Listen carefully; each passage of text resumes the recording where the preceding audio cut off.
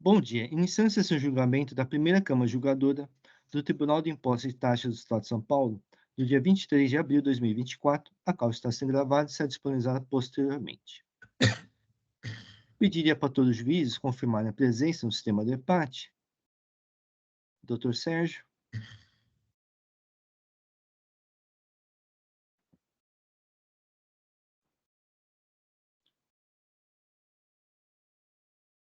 Um segundo, doutor.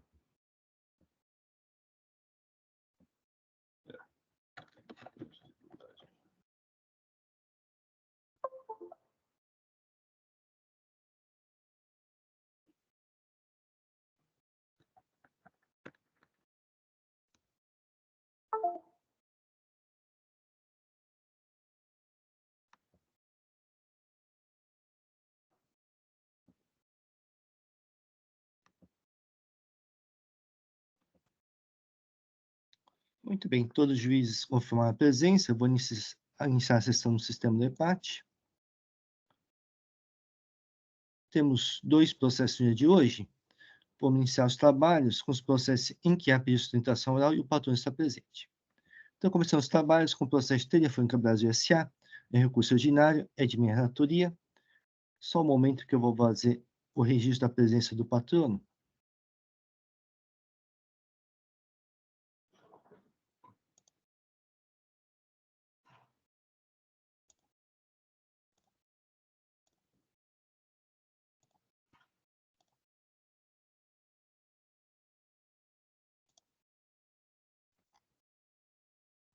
Vamos fazer a leitura do relatório. É recurso ordinário interposto pelo contribuinte, contra decisão proferida pela DTJ1, que julgou procedente a autoinflação. É uma única acusação fiscal de deixar de escriturar ECD, escrituração contábil digital, na forma estabelecida pela legislação, os fatos contábeis ocorridos no período de janeiro de 2018 a dezembro de 2018. Contrariando as normas de regência, o contribuinte efetuou a escrituração do livro contábil diário, 2 pontos, omitindo a caracterização e identificação do documento de origem, e 2, sem a individualização dos fatos contábeis.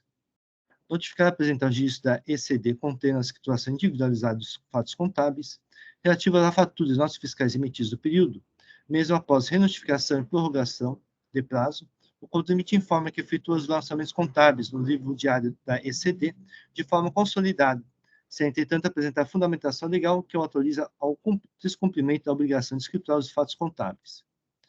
Cada uma das operações de venda, prestação de serviço, ou seja, todo e qualquer ato ou fato que provoque variação patrimonial ou possa vir a modificar a situação patrimonial de maneira individualizada e com a plena caracterização e identificação respectiva do documento de origem.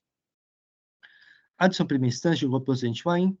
Inconformado com a decisão primeira instância, o contribuinte interpôs recurso ordinário, apresentando em síntese alegações: nulidade da decisão recorrida, necessidade de cancelamento do AIM por conter diversos vícios, inexistência da infração praticada, excesso de exação, impossibilidade de agência de multa no caso de dúvida, necessidade de relevação ou menos redução da penalidade, não incidência dos juros de mora sobre a multa e irretroatividade do decreto 55.437/2010. Por fim, requer a nulidade da ação recorrida, a nulidade da autuação ou a sua improcedência, subsidiariamente o afastamento da multa aplicada e a não incidência dos juros sobre mora sobre a multa Selic. A doutora Operação Fiscal manifestou-se por não provimento recurso ordinário. Há protesto por sustentação oral. Doutor Vigílio, desculpe, doutor Samuel, fique à vontade para realizar a sustentação oral. Obrigado, senhor presidente. Bom dia a todos novamente. Cumprimento aqui a todos os presentes aqui na figura do senhor presidente. Esse caso, vou tentar aqui ser direto, objetivo, é um caso bastante, eu diria, diferente, tá? É um caso em que a fiscalização ela questiona a forma de escrituração da ECD, né? Todos sabemos que a ECD é escrituração contábil digital, obrigação tributária acessória relacionada aí, necessária, prevista na legislação federal para o cumprimento da obrigação tributária dos tributos federais, especificamente a apuração de imposto de renda e CSL. Antes de falar aqui da nulidade da decisão e aspectos de requisito de validade do AIM e até o mérito, eu só gostaria de contextualizar aqui. Eu sei que todos conhecem a Telefônica, certamente, né? Mas talvez nem todos tenham noção aqui da magnitude da operação da Telefônica, né? No ano de 2018, que é o período autuado, a Telefônica tinha quase metade da população brasileira como clientes, né? 96 milhões de clientes em 2018. Isso é informação pública, está nas demonstrações financeiras do ano, e que foram aqui trazidas aos autos, né? 96 milhões de clientes. E um outro dado interessante, que também está nos autos, obviamente, é indicado aqui no laudo, nós vamos falar dele adiante, ela emitiu 1 bilhão 159 milhões de notas fiscais em 2018. 1 bilhão 159 milhões de notas fiscais. Tá? Então, é uma operação muito complexa, muito grande, no Brasil e no exterior. Nesse contexto, o fisco ele questionou a forma de escrituração contábil. Ele questionou a forma que a empresa fez a escrituração contábil. E é curioso porque o fisco ele alega que a empresa omitiu a plena identificação, caracterização do respectivo documento de origem. E aqui ele fala de fatura ou nota fiscal. Então, ele questiona a forma, de novo, e critérios para escrituração dos fatos contábeis, com base em dispositivos de legislação federal e conceitos, princípios contábeis. E aí, conceitos, princípios e normas do CFC e etc. E a gente pode notar do auto, nas folhas 16, quando o auditor fiscal ele descreve qual que seria, no entendimento dele, a forma correta. Então, ele traz uma forma correta e a gente vai ver mais para frente que não há nenhuma base legal para isso, tanto que a decisão recorrida ela acaba reconhecendo isso, menciona isso, a gente traz no recurso. E aí o fisco fala, olha, para fins de inserção, estou só aqui citando as folhas 16, tá? Para fins de inserção nos registros contábeis, a plena identificação, caracterização do documento que ampara um determinado fato contábil. E aí ele traz, na visão dele, ele fala, exige que uma fatura, no caso de uma fatura, seja informado o número da fatura, a UF, a Unidade Federal de Emissão, data de emissão e identificação do sistema que foi emitida. Então, ele traz um exemplo como deveria ser o lançamento contábil por fatura. Então, de novo, nós estamos falando aqui de mais de 1 bilhão de faturamento. E ele entende que deveria trazer um detalhamento com o número de uma fatura, data de emissão, unidade federal de emissão e o sistema que foi emitido. Por que sistema? Porque aqui também um pouco de informação da operação da empresa. A Telefônica é uma empresa que nos últimos anos ela adquiriu várias outras empresas aqui brasileiras. E aí essas empresas carregavam sistemas próprios dela, diferentes. Então, em determinado momento, ela tinha aí sistemas distintos para emissão de seus documentos fiscais, suas faturas, na verdade. Então, ele traz essa identificação, mas nós vamos ver adiante que não há base legal. Ele faz uma interpretação e a decisão recorrida chama de interpretação sistêmica dos princípios contábeis. Então, vamos falar adiante de novo, mas a decisão, quando ela aborda esse ponto da falta de precisão legal para isso, ela fala, olha, a fundamentação da autuação não está calcada apenas nos princípios contábeis aqui, mas sim na interpretação sistêmica desses princípios. Pois bem, e para explicar um pouco mais essa atuação, o auditor fiscal, o ilustre auditor fiscal, ele se manifestou quanto à defesa e ele trouxe complemento ao seu entendimento trazido no termo circunstanciado da autoinfração. O que ele trouxe? Ele falou, ele trouxe ali um dado importante, interessante, na verdade, que ele tentou exemplificar essa questão do registro dos documentos, né, que ele chama de plena identificação, com a folha de salário da empresa. E aí ele traz, no entendimento dele, que seria necessário, por exemplo, que cada salário, cada pagamento de salário tivesse um lançamento contábil específico. Ele traz um exemplo. E aí nós vamos ver que esse exemplo, na verdade, ele até fala contra a autoinflação, porque, por exemplo, no ano de 2018, nós estamos falando aqui, também está no laudo contábil trazido aos autos, que nós vamos abordar, a empresa ela tinha mais de 32 mil funcionários. Então, assim, é um número bastante expressivo. E o que isso significa?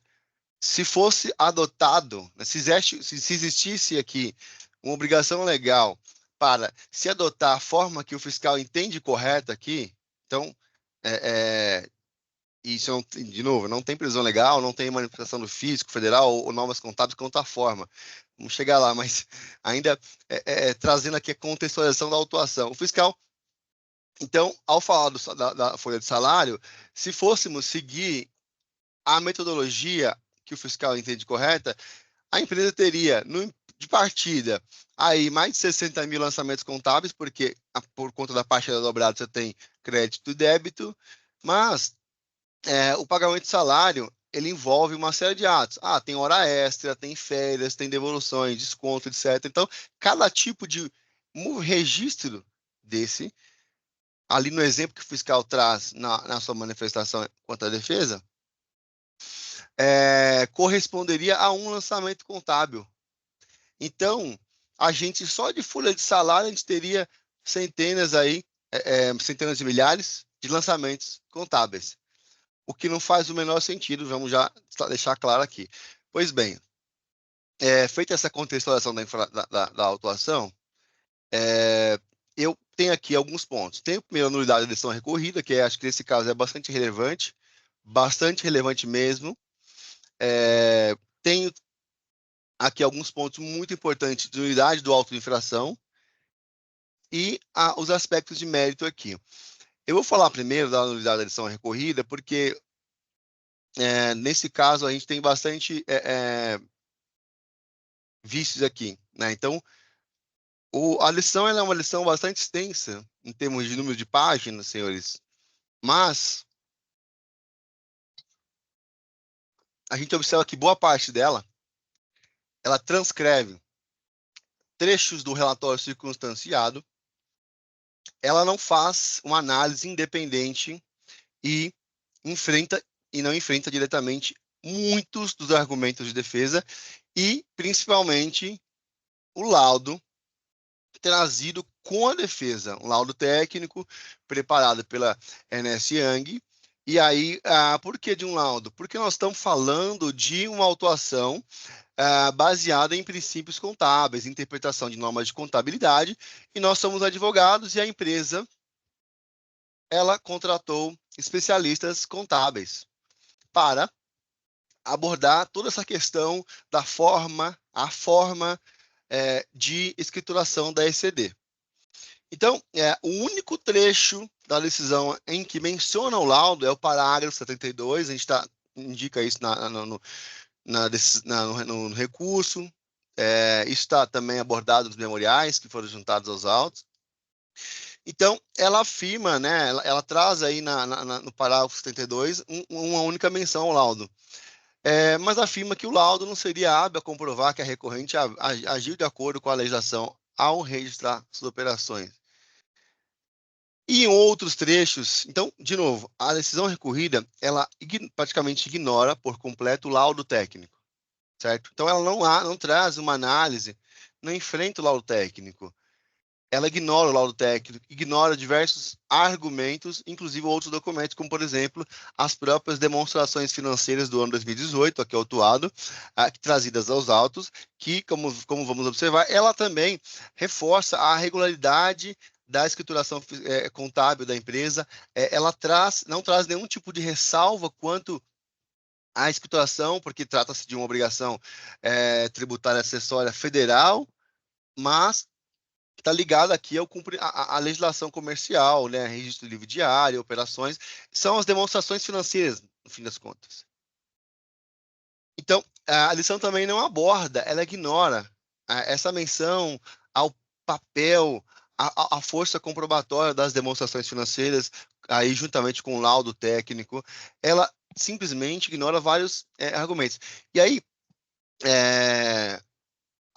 para facilitar a análise, assim, só vou fazer referência, né, nos memoriais juntados às folhas 48.913 seguintes, a gente traz aqui esses exemplos, e também nós trazemos um anexo com um quadrinho, uma tabela, com todos os pontos de argumentos, né, aqui trazidos na defesa, e que não foram enfrentados, foram ignorados, ou foram analisados de forma muito superficial, genérica e sem fundamentação. Então, nesse quadrinho que está anexo às memoriais, aí, especificamente nas folhas 48 e 917, tem todos os pontos em que a decisão recorrida ela foi omissa. Então, há um vício de motivação muito gritante aqui.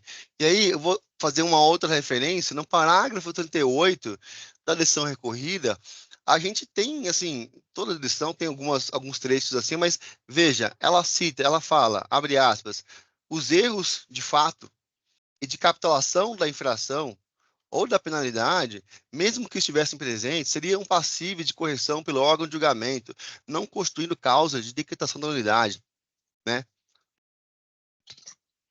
Por quê? Porque nós temos aqui argumentos de nulidade de auto-infração por erro de capitulação, um argumento muito forte, argumento de presunção e outros pontos. Então, essa afirmação da decisão recorrida me faz pensar, nossa, será que nós não temos aqui regras claras a respeito dos critérios a serem observados no lançamento de ofício? O julgador administrativo pode simplesmente alterar o critério jurídico adotado no lançamento a seu bel prazer? Então, significa que o auto de infração não precisa observar o artigo 142 CTN, as regras da legislação paulista que diz respeito à forma de procedimento para o lançamento, o código de garantia dos contribuintes, artigo 12, que fala sobre a necessidade da decisão estar devidamente fundamentada e dos demais atos do lançamento também estarem, observarem aqui diversos princípios e requisitos para o lançamento. Então, nada disso precisa ser observado, cumprido, porque o julgador pode simplesmente retificar o auto no julgamento, como eu disse, alterando o critério jurídico adotado no lançamento em detrimento do artigo 145, 146 seguinte do CTN. Acho que essa afirmação ela é bastante bastante temerária, a meu ver, porque ela reflete claramente a precariedade dessa decisão, o vício de motivação presente, que faz, inclusive,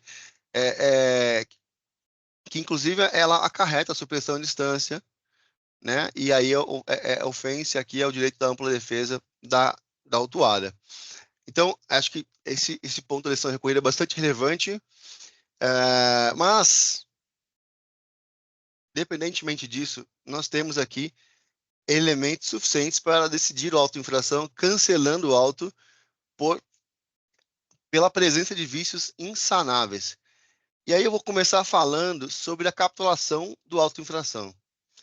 E, para falar da capitulação, eu convido os senhores aí a relembrarem a redação do caput do artigo 85 da lei 63,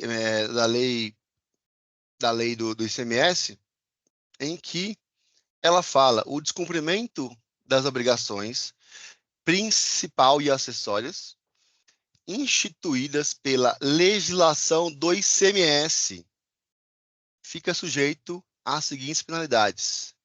E aí, a capitulação adotada no auto-infração é o inciso 5º, a linha P. Infrações relativas a livros fiscais, contábeis e registros magnéticos. A linha P. Irregularidade de escrituração não previstas nas linhas anteriores.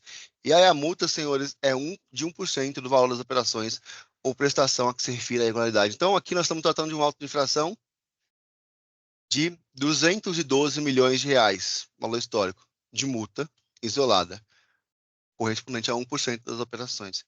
Capitulada no artigo 85, inciso 5, a linha P, que é específico para obrigações principal e acessórias que são instituídas pela legislação do ICMS. Então, de cara, eu pergunto, A ESD, ela é instituída pela obrigação pela lei do ISS, pela legislação do ISS? Na verdade, não. Ela é instituída por normas federais, por lei federal, vinculadas ao cumprimento das obrigações tributárias federais, especificamente para apuração do imposto de renda, pessoa jurídica e CSL, como está aí demonstrado no recurso pelas diversas normas que prevêem. Então, nós temos um conjunto de normas que tratam da forma, critério, prazos, pessoas sujeitos, né, destinatários dessas normas, para o cumprimento dessa obrigação, da ESD. Então, de novo, nós estamos tratando de normas federais e uma obrigação tributária federal, que, nesse caso, está sendo avaliada pelo fisco estadual, e o fisco aqui tem o direito e o dever de fiscalizar, obviamente, mas, nesse caso, especificamente, ele está, de novo, questionando a forma de titulação. Então, ele traz uma forma que ele entende correta, mas esta forma, novamente, não está prevista em nenhuma norma. Vamos chegar lá. Mas, ainda falando da capitulação, a gente traz aqui um quadrinho também dos memoriais, né, para fazer uma comparação do cenário legislativo, cenário fático, a descrição da infração e a capitulação da multa. Por quê? O cenário fático aí, a autuada escriturou a ESD na forma da legislação fiscal e contábil, né, refletindo o detalhamento do fato contábil, de forma proporcional ao volume expressivo de operações. Né? E aí vamos chegar lá por quê e como ela fez, né, seguindo qual norma. E aí a descrição da infração, primeiro, ele fala, né, o contribuinte praticou infração em função de ter deixado de escriturar os livros contábeis na ESD na forma estabelecida na legislação. Só que ele não indica, de novo, nenhum dispositivo legal específico que determina essa forma, porque não há. Então, ele faz uma interpretação e a decisão recorrida chama de interpretação do sistema dos princípios contábeis e normas contábeis. Então, nós temos um vício intransponível. Nós temos aqui, claramente, uma falta de subsunção do fato à norma. Tá? A gente está aqui passando por cima do princípio da tipicidade cerrada, em que o julgador entendeu que ele pode passar por cima dos vícios presentes no auto, erro de capitulação, nada disso importa, ele está ratificando o auto, retificando o auto, então, julgando válido um auto que claramente não possui requisitos mínimos de validade. A capitulação do auto, ela é claramente inapropriada. Ela é claramente incompatível com a suposta infração. Veja, se nós estamos falando de multas previstas especificamente para descumprimento de obrigações tributárias instituídas pela lei do ICMS, como que nós vamos aplicar essas multas para uma obrigação tributária que não é instituída pela lei do ICMS? Então, nós temos a premissa maior de que é obrigação instituída pela lei do ICMS. E a gente não verifica aqui a subsunção a esse dispositivo legal. Então, o auto ele é insubsistente de cara por conta desse erro de capitulação. Esse erro é intransponível. E nós temos diversas decisões desse TIT, desse tribunal, tratando dessa matéria quando há vício de erro de capitulação presente no lançamento.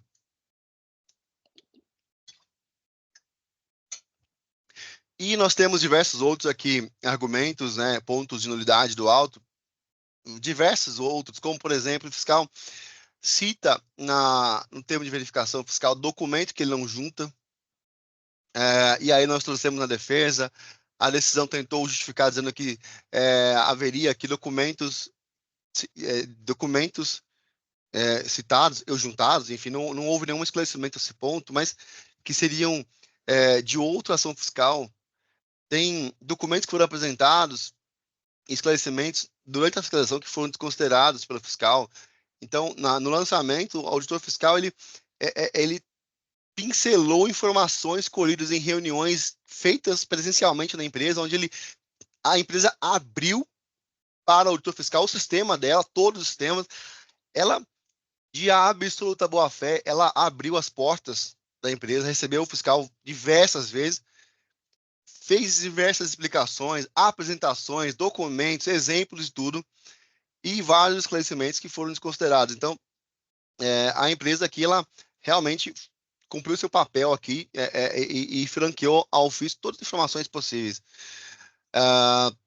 Então, nós temos alguns pontos de nulidade do auto-infração que, na minha opinião, são intransponíveis. Eles são, de fato, intransponíveis porque não temos como, a gente não existe a possibilidade da gente ratificar uma auto-infração completamente frágil. Inclusive, senhores, essas fragilidades elas foram reconhecidas na decisão recorrida. Tanto é que o julgador ele afirma aquela frase que eu disse, que erros de fato e de capitulação da infração ou da penalidade, mesmo que estivessem presentes, seriam passíveis de correção pelo órgão de julgamento, não constituindo causa de decretação da nulidade. E tem outras informações que nesse mesmo sentido. Então, acho que nós temos aqui argumentos e elementos suficientes para cancelar esse auto de plano por conta dessas falhas. Nós temos aqui. E aí, seguindo adiante, falando aqui da correção do critério contábil, né, e da inexistência de infração, de fato, ao se deparar, como eu disse, com essa infração, com essa acusação fiscal, a empresa ela contratou então especialistas contábeis para fazer a análise completa da sua escrituração. Então, não apenas abordando aí aspectos conceituais e relacionados aqui à legislação contábil e princípios contábeis aplicáveis à escrituração, mas também realizando de fato análise, né, das suas obrigações, né, dos documentos que foram transmitidos, dos registros efetuados. Então, ela fez a análise da aderência da ECD transmitida pela autuada no ano 2018 à regra contábil e aos princípios, né, contábeis. E aí, o primeiro ponto aqui que nós temos, né, dizendo que diz respeito ao mérito, é o fato contábil. Então, o auditor fiscal, ele traz um conceito de fato contábil que não encontra guarida em nenhuma norma, não tem nenhuma legislação contábil que corrobore o conceito que ele traz. E aí, ele entende que fato contábil seria um registro específico de um documento fiscal, de uma operação. E não é isso, né? Então, acho que isso está muito claro nesse laudo técnico que foi juntado com a defesa. Está muito claro em todas as manifestações aqui no processo que o conceito de fato contábil que o auditor fiscal ele não possui nenhum tipo de fundamento, né? Então, uma vez que ele não diz respeito a uma atividade isoladamente considerada e segregada, como se fosse, por exemplo, um serviço prestado por uma empresa e objeto de uma nota fiscal. Não se assim fosse, senhores, seria impossível que grandes corporações como a Telefônica, que emite em 2018, quando hoje é muito maior do que isso, muito maior. Então, que em 2018 ela emitia 1 bilhão e 159 milhões de notas fiscais, que ela tinha quase metade da população brasileira em 2018 de clientes. Então, como que seria possível operacionalmente que ela pudesse então, cumprir a obrigação tributária a ECD na forma como o fisco estadual entende correta, não. A forma que o fisco entende correta. Então, veja, é o entendimento do fisco estadual, isolado, não baseado em legislação. E aí, o fisco, ele, dentre as normas que são citadas aqui, tem a interpretação técnica ITG 2000, do Conselho Federal de Contabilidade, né? Que, na verdade, ela corrobora a regularidade da escrituração fiscal adotada pela empresa. Então, ela diz que a escrituração ela pode ser com base, só voltando um pouquinho, a escrituração, de acordo com essa interpretação técnica, que diz respeito aqui, é a principal norma que direciona, que disciplina aqui a forma de cumprimento da ECD, ela determina que deve ser necessário observar a realidade das operações diante de cada entidade, diante das das complexidades. Então, ela traça um paralelo no sentido que o detalhamento da escrituração contábil está ligado diretamente à complexidade da operação do contribuinte, da empresa. E, nesse sentido, a própria decisão recorrida, ao analisar essa norma, a interpretação técnica, ITG 2000, ela reconhece, entre aspas, que não se estabelece o nível de detalhe ou se sugere um plano de conta a ser observado. E aí, esse é o parágrafo 74 da decisão recorrida. Veja, a própria decisão reconhece que a norma contábil que disciplina a forma de cumprimento da ECD não estabelece um nível de detalhe ou sugere um plano de contas. E como que o auditor fiscal, atrasa aqui uma forma muito específica? Então, assim, é muito curioso observar esse posicionamento adotado na legislatura do alto, sem indicação de qualquer fundamento legal para fundamentar a forma trazida na autuação. Então, de novo, a própria decisão reconhece que não há nenhum tipo de detalhamento definido. E aí tem também o CPC 47, que, dentre outros pontos, ele determina que o registro das receitas deve ser feito de acordo com a obrigação de performance, né? Então, aí, obrigação de entregar o produto ou transferir o controle do produto ou bem, do bem ou serviço para o contratante. Então, deixa claro essa obrigação, ainda trazendo outros pontos, como que as pessoas jurídicas podem reconhecer contabilmente os contratos com base numa carteira de contratos ou de obrigações de desempenho, inclusive contratos verbais. Então, veja, o auto-infração, ele discrepa de todo o arcabouço contábil, de normas contábeis. Então, se de um lado nós temos normas consolidadas, aprovadas pela CVM, SUSEP, CFC, todas as autoridades reguladoras do Brasil, como é o CPC 47, que traz orientações claras no sentido de que, olha, o registro das receitas, né, deve ocorrer de acordo com a obrigação de performance. 2, pode ser realizado com base em contratos verbais, inclusive,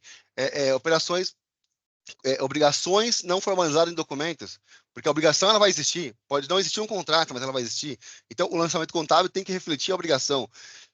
E aí, pode ser com base numa carteira de contratos ou de obrigações de desempenho.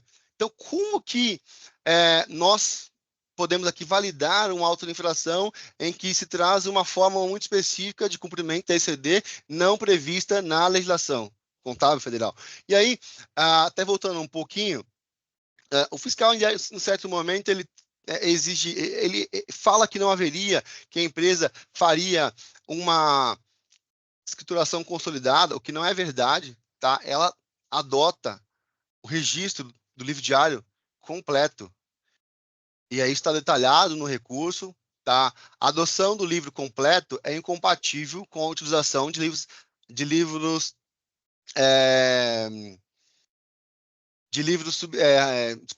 auxiliares. Então, é incompatível. O próprio manual de interpretação e normas deixa claro que é incompatível com a adoção da escrituração no livro G, né, o completo, a utilização de livros auxiliares. Então, doutor Samuel, por favor, desculpe, o tempo estudante da sua aula já esgotou, então pediria você que... pode prorrogar um pouquinho, por favor? Estou terminando, vou concluir agora. Tá. Pedir a gente só de ser um pouco Objetivo. mais... Ok, obrigado. Vou concluir, muito obrigado. Então, concluindo aqui esse ponto, nós temos esse conflito. E aí, de novo, nós temos um laudo técnico completo que aborda todos os princípios contábeis, ele traz todo o detalhamento das normas, como que deve ser feito, né, e como que a empresa realizou o cumprimento dessa obrigação tributária. Então, federal. E aí, esse laudo técnico, de novo, foi desconsiderado na decisão recorrida, e ele é completo, abordando todos esses pontos. E aí, ele traz exemplos concretos de operações, de operações da empresa. Ele detalha, ele traz a abertura diversos exemplos. Então, ele pega faturas, ele parte das faturas, que é o começo, né? Então, começa ali com a fatura que vai para o sistema, sai do sistema de faturamento, vai para o sistema de financeiro, sistema fiscal, e aí vai para... Essa informação, ela é refletida nos seus lançamentos contábeis, na escrituração contábil digital. Então, o laudo, ele traz todo o detalhamento também da aderência da ECD, da autuada, com as regras contábeis, né? E ao próprio conceito de fato contábil. Então, inclusive faz referência, de novo, o próprio laudo faz referência ao fato de que as notas explicativas das demonstrações financeiras do ano de 18, ele atesta a conformidade dos registros contábeis da empresa com as normas aqui aplicáveis. Então, ele destaca que as declarações e os pronunciamentos foram observados aqui no registro contábil da empresa. Então, isso está muito claro. E, de novo, a gente tem aqui diversos pontos desses aspectos contábeis, de correção, que eles foram completamente ignorados, mas eles estão muito bem detalhados desse laudo, juntado com a defesa. E após a defesa, após a manifestação do auditor fiscal, complementando aí as suas fundamentações, falando dessa questão do salário, como foi abordado, um exemplo aqui, inclusive, ele corrobora a regularidade do cumprimento das obrigações federais da ECD pela empresa, falando, portanto, contra o posicionamento adotado pelo fisco. Esse laudo foi complementado, então foi juntado um laudo complementar no recurso ordinário, tá? Em um laudo complementar, tratando mais detalhadamente desses exemplos, abrindo esse exemplo da folha de salários, está muito detalhado esse laudo complementar, com esses dados todos de funcionários, o número de registros que seriam necessários, e aí, de novo, acho que são inúmeros fundamentos aqui que demonstram a fragilidade, inconsistência do autoinfração. É uma autoinfração que questiona, de novo, estou já concluindo aqui, esse autoinfração ele questiona a forma de registro contábil, a forma de cumprimento da ECD, de escrituração da ECD, mas não traz nenhum dispositivo legal que fundamente essa forma. Por outro lado, os dispositivos legais, a legislação tributária federal, contábil, ela traz um regulamento diferente desse que o fiscal traz. Ela deixa claro que não há uma definição da forma, isso a lição recorrida até reconhece, não há uma forma, não há detalhamento de complexidade e nem de plano de contas. Então, de novo, é um auto completamente infundamentado e que não guarda nenhum tipo de relação.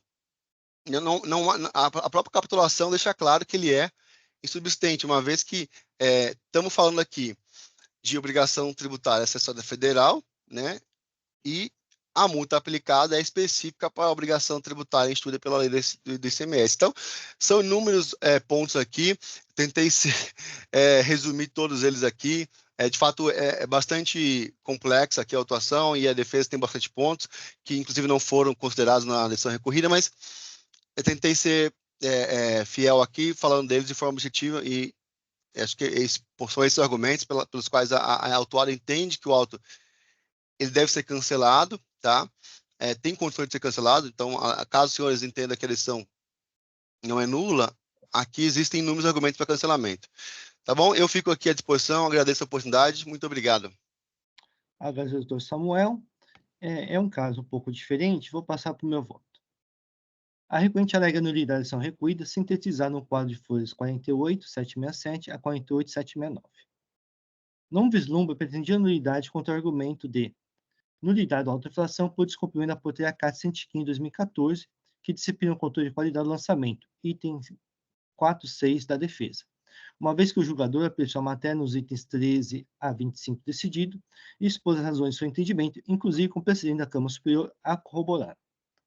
Também não assiste razão recorrente contra a alegação de excesso de exação em razão do efeito confiscatório, desproporcionalidade e irrazoabilidade da multa, item 5.2 da defesa, pois a matéria foi objeto dos tópicos 78 a 86 da decisão, com a exposição do presidente da Câmara Superior, e, ademais, a matéria está pacificada nessa seara, como se verifica no processo da RT8, 4042, 460 de 2014, relatoria do Dr. Antônio Augusto Pereira de Carvalho, transcrita aqui no meu voto. A arguição de nulidade ou autoinflação por ausência de pressupostos de validade e invasão de competência para a autoridade fiscal estadual, item 4.5 da defesa, também foi apreciada pela decisão recuída nos seus tópicos 56 a 59, sendo que o julgador também expôs os fundamentos do seu entendimento, como se verifica no trecho abaixo escrito, transcrito aqui no meu voto, que é o seguinte: tanto assim que as normas que disciplinam a ECD e a obrigatoriedade de sua transmissão ao SPED, em nenhum momento excluem a participação da administração tributária dos estados, Distrito Federal e dos municípios, segundo corrobora o artigo 3º do Decreto 6022 de 2007, que trata dos usuários e do compartilhamento de informações de SPED. Igualmente, não se vislumbra nulidade da ação recorrida no tocante ao argumento de nulidade da autoinflação por acusação baseada em mera presunção, item 4.3 da defesa, uma vez que a matéria foi apreciada nos tópicos 39 a 46 do decidido, com farta exposição das razões do julgador a afastar a filha preliminar.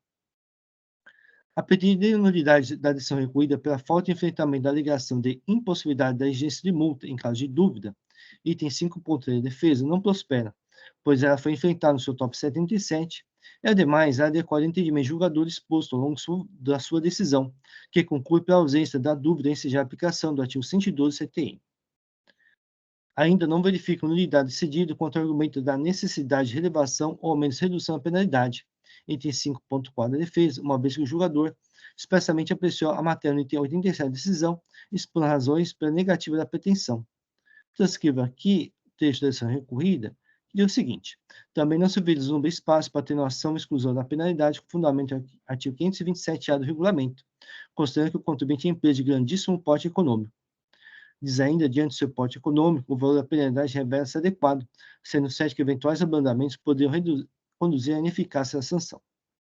Assim, quanto às matérias acima apontadas, a recorrente mostra o inconformismo com o decidido, que pode ser objeto de efeito devolutivo do recurso. No entanto, não é causa de nulidade da decisão. Quanto à alegada nulidade da falta de enfrentamento da alegação de inexistente inflação praticada por correção do critério contábil adotado pela escrituração da ECD, item 5.1 da defesa, entendo que assiste razão recorrente.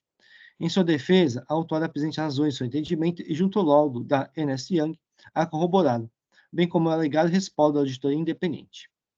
Ainda nos esclarecimentos iniciais contábeis necessários da defesa, o laudo também exposto com esclarecimentos, inclusive a escrituração contábil praticada pela autuada nos termos do CPC 47. Na decisão recorrida, o laudo é apenas citado no item 72, não sendo possível constatar ao teor do que foi exposto que o laudo foi analisado e a matéria tenha sido apreciada a contento, de forma a corroborar o entendimento do auditor fiscal autuante. O julgador pode concluir pela sede de umas partes, no entanto, deve apresentar razões para tanto, após o confronto do entendimento delas. Pelo exposto, a nula decisão recorrida, devendo os votos retornar à primeira instância para que seja profilada nova decisão. Então, é assim que eu voto. Só um momento que eu vou fazer pequena correção aqui de digitação.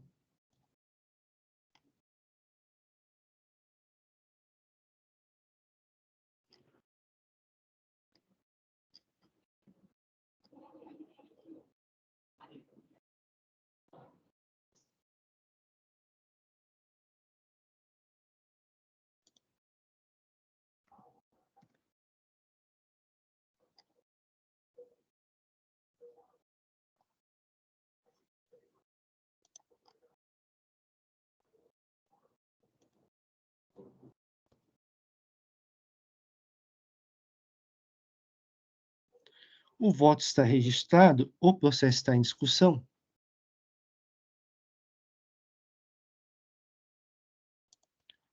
Não havendo inscritos, vou encerrar os debates. Vou verificar o quórum de presença.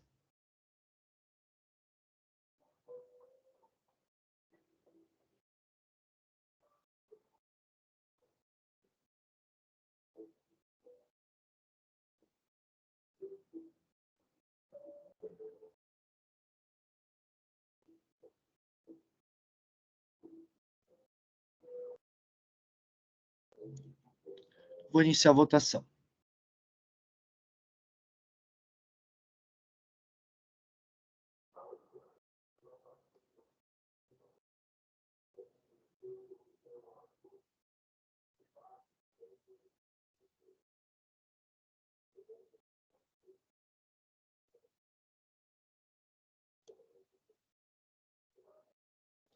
Encerrada a votação, então o recurso ordinário Telefônica Brasil S.A., a decisão recolhida foi anulada, os autos retornam à primeira instância para nova decisão. Agradeço ao doutor Samuel. Peço desculpas por poder deixar de fazer a sustentação inteira, porque eu achei que é um caso interessante, que todos os jogadores deveriam ter ciência, né, do caso. Senhor presidente, muito obrigado, eu que agradeço. E peço desculpas por ter me alongado, mas de fato tinha muitos pontos aqui, acabei me perdendo no tempo. Mas obrigado aí pela oportunidade, pela paciência, e eu desejo a todos aqui um excelente dia, bom trabalho, até a próxima oportunidade. Bom dia, obrigado. Obrigado. Passar para o processo de Collection Motors Importação e Comércio Limitada, é recurso de ofício, relator doutor Eduardo Soares de Melo, vistas minhas. A doutora Bianca vai acompanhar o julgamento? Isso mesmo. Ok, obrigado. Então, doutor Eduardo, relator, poderia fazer uma pequena exposição sucinta dos autos?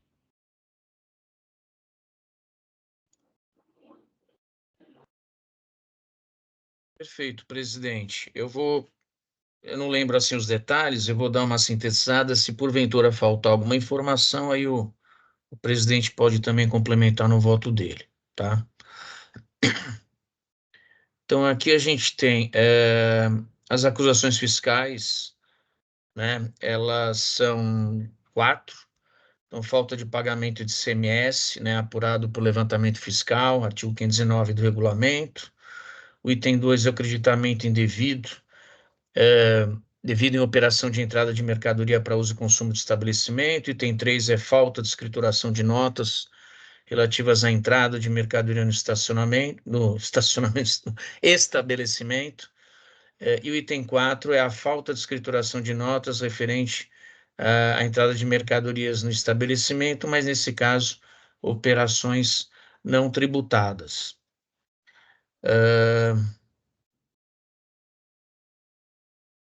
Houve uma conversão de diligência, mas no momento isso é irrelevante. Tá, aí o que acontece? O meu voto, ele acaba sendo acompanhando o entendimento do autor do feito de que, isso claro posteriormente, né, lavratura do auto, de que não haveria elementos suficientes para autuação fiscal, né? A representação fiscal ela discorda, né? Ela se insurge em relação a isso, mas aí eu entendi que se o próprio autor do feito ele tem esse entendimento, não há nenhum reparo a ser feito à decisão recorrida, né? Uma vez que quem é responsável, né, por lavrar o auto entendeu dessa forma. E aí nos debates, né, quando teve a sessão de julgamento, que daí ensejou o pedido de vista pelo presidente dessa Câmara, eu sustentei, né, claro que daí informalmente, verbalmente, que não haveria como a gente se manifestar de forma distinta, né, até poderia haver uma usurpação de competência, né, nós somos julgadores e aí quem tem a função de lavrar entende que não tem que lavrar e a gente entende de forma diferente, então a gente acabou caminhando um pouco nesse sentido. Falei, isso aí não é função do julgador, né, cheguei a questionar até questão de princípio da moralidade administrativa, da transparência, entre outros. Então, acho que, resumindo, foi assim o meu voto, né, e depois a minha explicação, e aí, ao final, eu julguei improcedente as acusações fiscais dos itens 1, 2 e 3 do auto, negando provimento ao recurso de ofício e mantendo a decisão recorrida. Então, pelo que eu estou recordando agora, foi assim como eu voltei. Agora, em relação à acusação fiscal do item 4, eu coloco assim: igualmente não há reparo a ser feito à decisão recorrida, entendimento pela redução do débito fiscal, uma vez que não houve insurgência pela autuada, e no caso é o contrário, né? E tampouco pela Fazenda Pública do Estado de São Paulo, na parte da decisão que lhes foi desfavorável. Então, procurando sintetizar, foi assim que eu me manifestei na oportunidade, presidente. Agradeço ao doutor Eduardo Soares de Melo. Vou passar meu voto vista.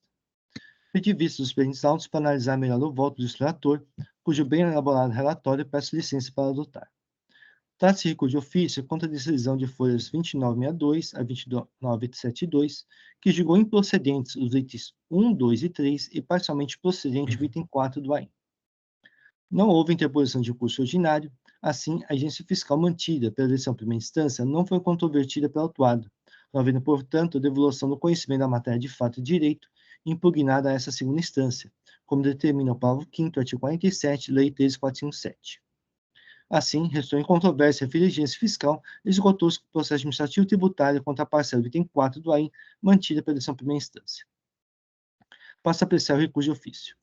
O recurso de ofício trata, em verdade, do reexame necessário. Segundo Nelly Júnior, acerca da natureza jurídica do Instituto Jurídico em Apreço, trata-se de condição de eficácia da sentença, que, embora existente e válida, somente produzirá efeito depois de confirmada pelo tribunal. Nesse sentido, nos dizeres de Shimura, quer dizer, em princípio, pode-se afirmar que a remessa obrigatória encerra um prolongamento do estado de eficácia da sentença. A sentença existe e é válida, apenas permanece em estado de latência, não produzindo efeitos concretos, enquanto não reapreciada pelo segundo grau. Assim, no exame necessário, devolve-se toda a matéria controvertida, importando, portanto, no efeito devolutivo na sua totalidade. Na mesma obra, Shimura expõe: todavia, no reexame necessário, não existem as razões do inconformismo de uma das partes, vez que se trata de imposição legal dirigida ao juiz da remessa ao segundo grau. Portanto, o recurso de ofício, independentemente do entendimento das partes, cabe ao julgador reapreciar a matéria decidida pela instância ACO, tendo a prerrogativa da livre apreciação das provas, como garante o artigo 26 da Lei 13.457. Note-se que a Fazenda Pública Estadual é uma das partes, ou seja, não é auditor fiscal atuante nem adota a representação fiscal, que no caso divergiram do entendimento quanto aos itens 1 e 3 do AIM. No tocante à arguição de nulidade da primeira instância, acompanhe o relator para afastar tal alegação. O julgador apresentou suas razões de decidir qual seja o reconhecimento da impropriedade dos itens 1, 2 e 3 do AIM pelo auditor fiscal atuante como fato suficiente para decidir o cancelamento do auto. Ademais, caso a douta representação fiscal não concordasse com a manifestação do auditor fiscal atuante, poderia ter apresentado suas razões para tanto, antes da decisão primeira instância, instando a apreciação do julgador. Por sua vez, uma vez que houve oportunidade para tanto, mas nada aduziu nesse sentido, as folhas 29.55 a 29.56. Quanto aos itens 1 e 3 do AIM, peço licença para divergir do relator e do julgador primeira instância quanto ao entendimento de que a manifestação do auditor fiscal atuante pelo cancelamento das respectivas acusações fiscais seja razão suficiente para tanto. Apresentada a defesa tem origem no processo administrativo tributário. Assim, a competência para apreciação das acusações fiscais é do julgador, tanto que eventuais incorreções não podem mais ser corrigidas pelo auditor fiscal atuante, mas apenas por determinação do julgador. Artigo 13 da Lei 13.457. Pode o julgador concordar com o auditor fiscal atuante, mas mediante a apreciação da matéria de fato e de direito posta nos autos, quer na lavratura da inflação, quer na defesa. Artigo 19, Lei 13.457. Apreciando as provas dos autos, entendo que devem ser cancelados os itens 1 e 3 do AIM. A autuada nega a entrada de veículos em seu estabelecimento, e as folhas 1.769 a 2.069 são juntadas cópias de notas fiscais em que constam as notas fiscais são objeto dos itens 1 e 3 do AIM, e as notas fiscais do emitente, com os mesmos veículos que são bens infungíveis, identificáveis pelo número do chassis, em que constam devoluções dos mesmos veículos. Assim, a despeito de eventual irregularidade no cancelamento ou omissão das notas fiscais pelo emitente delas, como observa a doutora Reputação Fiscal, não há provas do fisco relativas à efetiva entrada dos referidos veículos no estabelecimento autuado, fato corroborado pelo auditor fiscal atuante. Os argumentos da doutora Reputação Fiscal podem mostrar que houve irregularidade no cancelamento ou emissão das notas fiscais. É a consequente conclusão de que houve entrada das mercadorias do estabelecimento autuado. No entanto, especialmente no presente caso, trata-se de bens infungíveis, sendo rastreáveis pelo número de chassis. Assim, não bastaria somente a existência de tais irregularidades na emissão de notas fiscais cometidas pelo emitente para demonstrar as infrações imputadas no itens 1 e 3 do AIM. Note-se que seriam operações de venda de veículos novos da Collection Litoral, importação e comércio limitada, para a autuada, Collection Motos, importação e comércio limitada, ou seja, deixariam de ser novos com a operação. No entanto, com os mesmos veículos, há venda a pessoas físicas pela Collection Litoral, importação e comércio limitada, como veículos novos, ou seja, há verossimilhança da alegação de que houve equivocada emissão de notas fiscais para a autuada, sendo corrigida, embora de maneira regular, mas que não é objeto dos autos. Assim, as contraprovas trazidas pela autuada afastam o argumentador da interpretação fiscal. Destaque cancelar os itens 1 e 3 por insubsistência. Quanto aos itens 2 e 4 do AIN, tanto a representação fiscal quanto o auditor fiscal autuante concordam com o decidido pelo julgado da primeira instância. De fato, conforme folhas 2.920 e 2.921, foi emitida a nota fiscal 48.48 em 20 de 6 de 2018, antes da autuação, sendo escriturada e declarada na GIA, folhas 29 a 86, anulando o crédito indevidamente acreditado. Assim, havendo anulação do crédito indevido antes da autuação, deve ser cancelado o item 2 do AIN. Relativamente ao item 4 do AIN, conforme folhas 42 a 269 e 280 a 339, há várias notas fiscais que foram escrituradas com erro na numeração delas, em razão de terem sido escrituradas com o número finais dos chassis dos veículos, que retornaram ao armazém geral. Assim, analisando os documentos, não há ressalvas no demonstrativo de folhas 2937 a 2949, havendo para as referidas notas fiscais escrituradas com erro, tipificação diversa imputada pelo fisco, ou seja, deveriam ser capturados no artigo 85, inciso 5, a linha P, da Lei 6374, e não por falta de escrituração. Havendo erro na acusação fiscal, inclusive quanto à natureza da inflação, erro de escrituração, ao invés de deixar de escriturar, deve ser anulado o item 2 do AIN nos termos do artigo 11 da Lei 13.407. Quanto às notas fiscais em que houver prova da regular escrituração, conforme o demonstrativo de folhas 2937 a 2949, devem ser excluídas as agências fiscais. Pelo exposto com esse complemento imposto de ofício, cancelamos os itens 1, 2 e 3 e parcialmente o item 4 do AIN, mantendo contra esse item as notas fiscais indicadas como não escrituradas conforme o demonstrativo de 2937 a 2949. É assim que eu voto. Só um momentinho.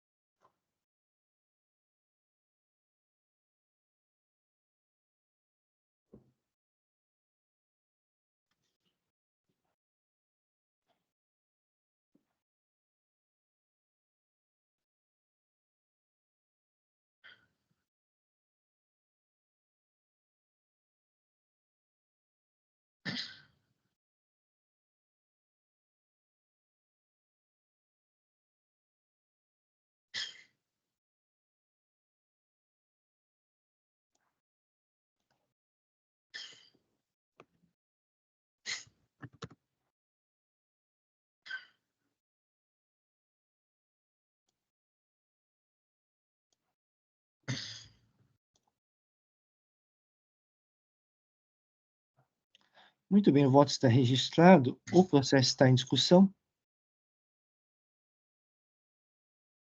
Doutor Eduardo?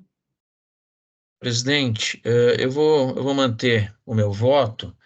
É claro que poderia até pegar, né? Seria interessante os argumentos seus utilizados com base na análise do próprio processo, dos documentos, e dizer, olha, como se não bastasse ainda analisando o processo, não era caso de lavratura do auto de infração. Então, seria um argumento que, claro, valorizaria ainda mais o meu voto. Agora, pelos argumentos que eu tenho, para mim eles são suficientes, né? Que é o que está no meu voto, para que o auto seja cancelado, né? No caso, os itens 1, 2 e 3. Mas parabenizo o presidente e vou manter o voto apresentado. Doutora Maria Clara? Maria Cláudia? Na verdade, o recurso de ofício, ele não está pedindo cancelamento, o restabelecimento. O único argumento factível, né, diante da insubsistência dessas provas que nós pedimos seria a anulação da decisão de primeira instância relativa aos itens 1 e 3. O recurso de ofício está argumentando que a decisão ela tão somente reproduziu aí o que o fiscal ele apresentou. Então, só para deixar claro esse ponto, que o ponto do nosso argumento seria a anulação da decisão e não o restabelecimento das infrações. Na verdade, não é que nós concordamos, né, com o que o fiscal expôs, mas o que nós expusemos no recurso de ofício foi mais em relação a exposição do julgador em si, né, que não analisou de forma devida, mas eu vou registrar apenas oralmente, não vou me opor ao seu voto por manifestação. Agradecedora Maria Cláudia. Na verdade, eu entendo assim, a nulidade da decisão recorrida, da decisão primeira instância, porque também vai mais ou menos na linha do entendimento do doutor Eduardo, né? A conclusão é a mesma, mas eu discordo quanto a razões do doutor Eduardo e do julgador de primeira instância, que bastaria o auditor fiscal concordar com o cancelamento do auto, né, para que o julgador também concordasse com o cancelamento do auto. Meu entendimento é que não, é uma opinião, mas uma vez que os autos entraram no processo administrativo tributário, a competência é do julgador, que pode concordar até com o auditor fiscal atuante pelo cancelamento, mas o julgador deve analisar as provas, né, para concordar. Certo, entendo. Então, essa é a minha divergência com o doutor Eduardo. Tá, não entendi. Apenas só para deixar registrado aqui oralmente o nosso entendimento. Tá bom, obrigado, doutora Maria Cláudia. O processo ainda está em discussão. Não havendo mais inscritos, vou encerrar os debates. Vou verificar o quórum de presença.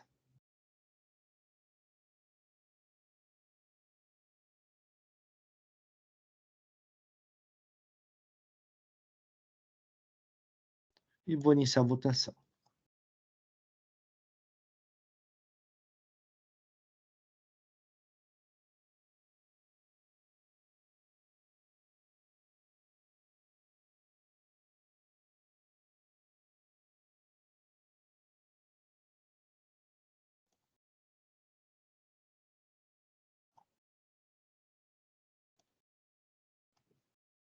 Muito bem, encerrada a votação. Por 3 votos a 1, salvou-se o vencedor o meu voto. Então, o recurso de ofício foi conhecido e não provido. Então, mantendo o cancelamento dos itens 1, 2 e 3 e parcialmente o item 4 do AIM. Agradeço a presença da doutora Bianca. Obrigada, tenha um bom dia.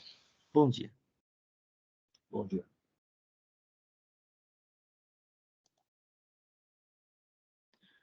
Muito bem, com isso encerramos o processo do dia de hoje. Vou encerrar a sessão de julgamento no sistema de empate. E podemos encerrar a sessão de julgamento dessa primeira Câmara Julgadora do Tribunal de Impostos e Taxas do Estado de São Paulo, do dia 23 de abril de 2024. Agradeço a presença de todos e pediria para o Jailson encerrar a gravação.